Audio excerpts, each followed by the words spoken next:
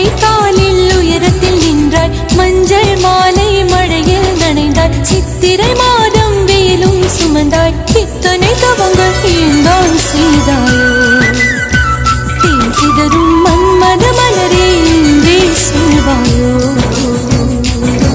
இளந்தளிரே இளந்தளிரே வெள்ளி மலர் அன்று இயற்றிய தவம் எதற்கு?